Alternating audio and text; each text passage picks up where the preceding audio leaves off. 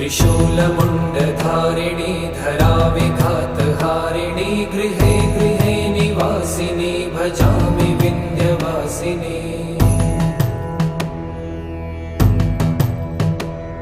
दरिद्रदुःखहारिणी सदा विभूतिकारिणी वियोगशोकहारिणी भजामि विन्ध्यवासिनी।